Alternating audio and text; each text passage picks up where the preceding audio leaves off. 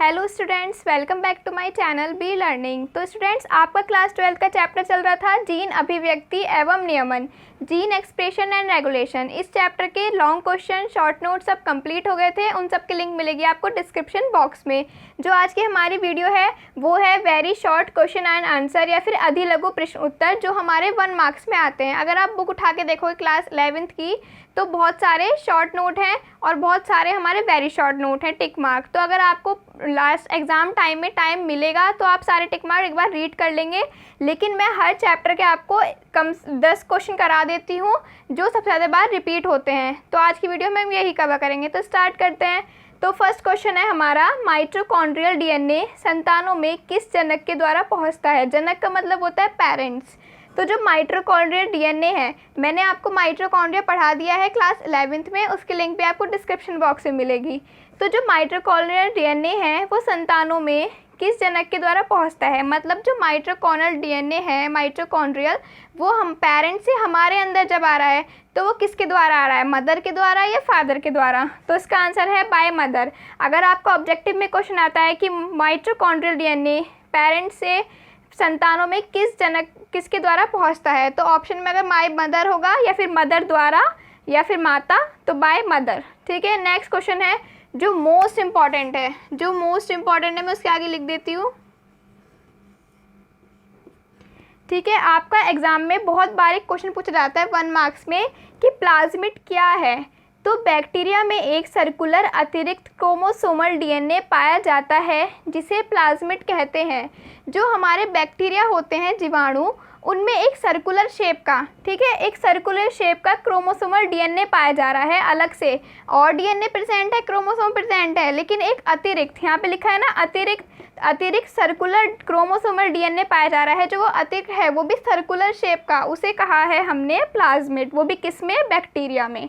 Question number 3 है, DNA fingerprinting में DNA के खंड किस एंजाइम द्वारा होते हैं? जो मैंने आपको जब डीएनए फिंगरप्रिंटिंग पढ़ाया था, जिन बच्चों ने नहीं देखा है वो देख लें। डीएनए फिंगरप्रिंटिंग लॉन्ग क्वेश्चन है इस चैप्टर का, उसके लिंक भी आपको डिस्क्रिप्शन बॉक्स में मिलेगी। तो जब मैंने आपको डीएनए फिंगरप्रिंटिंग पढ़ाया था तो उसमें डीएनए बनवाया था मैंने, ठीक है। तो मैंने कहा था जब इस डीएनए को हम बीच में से ब्रेक करते हैं तो क्वेश्चन आता है कि जो हमने डीएनए को बीच में से ब्रेक किया है वो किस एंजाइम के द्वारा किया है? तो हिंदी में उसे बोलते हैं प्रतिबंधन एंजाइम और इंग्लिश में एंडोन्यूक्लियेज। प्रतिबंधन एंजाइम या फिर एंडोन्यूक्लियेज। और कम्पिटिटिव एग्जाम में जब ये क्वेश्चन आता है या फिर टीचर बायो में पूछता है कि प्रतिबंधन एंजाइम किसे कहते हैं या फिर इसका क्या वर्क है, तो वो इस टाइप से ही पूछ लेगा आपसे कि बायोलॉजिकल सीजर या फिर बायोलॉजी की कैची किसे कहा जाता है? तो एंडोन्यूक्लियस एंजाइम को या फिर प्रतिबंधन एंजाइम। नेक्स्ट क्वेश्चन है जीनोम, जीन राशि की डेफिनेशन। जो जीनोम क्वेश्चन है वो मैंने इससे पहले वीडियो में शॉर्ट नोट पढ़ाया जीनोम का, उसकी लिंक भी आपको डिस्क्रिप्शन बॉक्स में मिलेगी। लेकिन अगर वो वेरी शॉर्ट, अगर ये 1 नंबर में आता है तो आपको 1 लाइन में डिस्क्राइब करना है, और शॉर्ट नोट में आता है 3 नंबर में तो वह उसके अकॉर्डिंग आपको पढ़ा चुकी हूँ, उसके लिंक मिलेगी डिस्क्रिप्शन बॉक्स में। तो किसी जीव के गुणसूत्र के अगुणित समूह पर प्रेजेंट कुल डीएनए जीनोम कहलाता है। तो किसी जीव, कोई जीव है, उसके सेल के गुणसूत्र के, ठीक है, अगुणित समूह पर प्रेजेंट कुल डीएनए, मतलब कोई जीव की सेल है, सेल के हैप्लॉइड ग्रुप के क्रोमोसोम के डीएनए पर जो बायोलॉजिकल इंफॉर्मेशन प्रेजेंट हैं वही हमारी जीनोम कहला रही हैं। लेकिन आप ये चैन, मैंने आपको उसमें जो इससे पहले पढ़ाया, मैंने इसको शॉर्ट नोट में, जिसके लिंक मैं आपको डिस्क्रिप्शन में बता रही हूँ, वहाँ पे मैंने लॉन्ग चैन रिएक्शन के रूप में बताया है, आप एक बार देख लेंगे। लेकिन अगर 1 नंबर में आता है तो आपको ये लिखना है कि किसी जीव के गुणसूत्र में हैप्लॉइड ग्रुप है, हैप्लॉइड ग्रुप के डीएनए पर जो प्रेजेंट है उसे ही क्या कह रहे हैं हम? जीनोम। नेक्स्ट क्वेश्चन है मानव जीनोम परियोजना का अध्ययन किसे नियुक्त किया गया?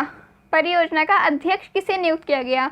जो मानव जीनोम परियोजना थी उसका अध्यक्ष किसको नियुक्त किया गया है, किसको बनाया गया? तो इसका आंसर है जेम्स वॉटसन। जो जेम्स वॉटसन थे उन्हें मानव जीनोम का अध्यक्ष बनाया गया। ठीक है। नेक्स्ट क्वेश्चन है क्वेश्चन नंबर 6, जीन किसे कहते हैं? ये मोस्ट इम्पॉर्टेंट है। Answer number 6। तो जीन डीएनए का एक ऐसा खंड है, जो जीन है वो क्या है, डीएनए के खंड है जिसमें प्रोटीन के निर्माण के लिए न्यूक्लियोटाइड के क्रम में सूचनाएं स्टोर रहती हैं। तो जीन क्या है हमारा, डीएनए का खंड है जिसमें प्रोटीन संश्लेषण या फिर प्रोटीन का निर्माण या प्रोटीन सिंथेसिस, प्रोटीन फॉर्मेशन, आप कुछ भी कह सकते हैं। तो प्रोटीन फॉर्मेशन के लिए डीएनए के, यहाँ पे एरो लगा के मैं समझाने के लिए लिख रही हूँ, डीएनए के न्यूक्लियोटाइड्स के क्रम में सूचनाएं स्टोर रहती हैं। तो जीन क्या हो गया, जीन हमारे डीएनए के खंड हैं, डीएनए में है न्यूक्लियोटाइड्स। तो न्यूक्लियोटाइड्स में जो सूचनाएं या फिर इंफॉर्मेशन स्टोर रहती हैं, किसके लिए, प्रोटीन फॉर्मेशन के लिए, यही कहलाता है हमारा जीन। ठीक। क्वेश्चन नंबर 7, जीन की क्रियाशील इकाई को क्या कहते हैं। मोस्ट इम्पॉर्टेंट है, जीन की क्रियाशील इकाई, ये क्वेश्चन बहुत बार रिपीट हुआ है कि जीन की क्रियाशील इकाई क्या है, तो सिस्ट्रॉन, सिस्ट्रॉन कहलाती है जीन की क्रियाशील इकाई। नेक्स्ट क्वेश्चन है, प्रोटीन सिंथेसिस या फिर प्रोटीन का निर्माण में starting code and close code कौन से होते हैं। मैंने आपको इस चैप्टर का एक क्वेश्चन पढ़ाया है, जेनेटिक कोड लॉन्ग में है, उसके लिंक आपको डिस्क्रिप्शन बॉक्स में मिलेगी। उसमें मैंने आपको पूरा बताया है कि स्टार्टिंग कोड कौन से होते हैं और क्लोज कोड कौन से होते हैं। तो जो स्टार्टिंग कोड है वो है ये, और जो ये तीनों हैं ये हैं क्लोज कोड। ठीक है। तो AUG, एडिनिन, यूरेसिल, ग्वानिन, ये तो होते हैं हमारे स्टार्टिंग कोड, और क्लोज कोड कहलाते हैं UAA, UGA, UAG। मैंने आपको जब डीएनए और आरएनए पढ़ाया था तो मैंने आपको बताया था कि जो हमारा एडिनिन, ग्वानिन, साइटोसिन, थाइमिन, ये पाया जा रहा है डीएनए में, लेकिन आरएनए में क्या होता है, थाइमिन की जगह हमारा प्रेजेंट होता है यूरेसिल आरएनए में।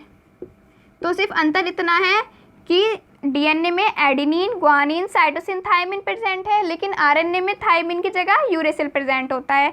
तो यहाँ पे UAA, UGA, इन सब का मतलब क्या है, adenine, uracil, guanine, uracil, adenine, adenine, uracil, guanine, adenine, uracil, Adin, guanine. ठीक है। तो ये हो गए आपके शॉर्ट नोट कंप्लीट, जिसमें फर्स्ट क्वेश्चन था कि संतानों में पहुंच रहे हैं जो माइटोकॉन्ड्रियल डीएनए, पेरेंट्स में किसके द्वारा, मदर द्वारा। प्लाज्मिड क्या है कि हमारे बैक्टीरिया में एक क्रोमोसोमल डीएनए प्रेजेंट होता है, वो भी किस शेप का, सर्कुलर शेप का, तो उसे क्या कहते हैं हम, प्लाज्मिड। नेक्स्ट क्वेश्चन था डीएनए फिंगरप्रिंट में डीएनए के खंड किस एंजाइम द्वारा हो रहे हैं। जो डीएनए बीच में से हम ब्रेक कर रहे हैं वो किस एंजाइम के द्वारा कर रहे हैं, एंडोन्यूक्लियस। नेक्स्ट क्वेश्चन था जीनोम की डेफिनेशन, ये मैं आपको शॉर्ट टर्म में पढ़ा चुकी हूँ, उसके लिंक मैं आपको डिस्क्रिप्शन बॉक्स में दे दूँगी। नेक्स्ट था मानव जीनोम परियोजना का अध्यक्ष किसे बनाया गया, जेम्स वॉटसन को। जीन किसे कहते हैं, हमारे जीन डीएनए के खंड हैं। ठीक है। और डीएनए में जो न्यूक्लियोटाइड्स के स्टोर इन्फॉर्मेशन है, डीएनए में न्यूक्लियोटाइड में जो स्टोर इन्फॉर्मेशन है जिससे प्रोटीन संश्लेषण का निर्माण हो रहा है, उसे हम जीन कह रहे हैं। जीन की क्रियाशील इकाई मोस्ट इंपॉर्टेंट क्वेश्चन है स्टूडेंट्स, ये बहुत ज़्यादा बार पूछा जाता है कि जीन की क्रियाशील इकाई किसे कहते हैं, तो सिस्ट्रॉन को। और प्रोटीन सिंथेसिस या फिर प्रोटीन के संश्लेषण में स्टार्टिंग कोड और क्लोज कोड कौन से हैं, starting code adenine, uracil, guanine, और क्लोज कोड है हमारे uracil, adenine, adenine, uracil, guanine, adenine. और यहाँ पे मैंने आपको ये समझा ही दिया है कि adenine, guanine, cytosine, thymine DNA में पाया जाता है और आरएनए में थाइमिन की जगह यूरेसिल पाया जाता है। तो ये हो गए हैं आपके वेरी शॉर्ट नोट कंप्लीट, और चैप्टर हो गया है ये आपका पूरा कंप्लीट, जीन अभिव्यक्ति एवं नियमन, जीन एक्सप्रेशन एंड रेगुलेशन। और जिन स्टूडेंट्स ने इस चैप्टर की शॉर्ट नोट नहीं देखे हैं या फिर लॉन्ग क्वेश्चन नहीं देखे हैं, वो सब लिंक डिस्क्रिप्शन बॉक्स में मिल जाएगी और प्लेलिस्ट भी बनी हुई है। ठीक है। तो फ्रेंड्स, वीडियो पसंद आई तो वीडियो को लाइक कर देना। Thank you.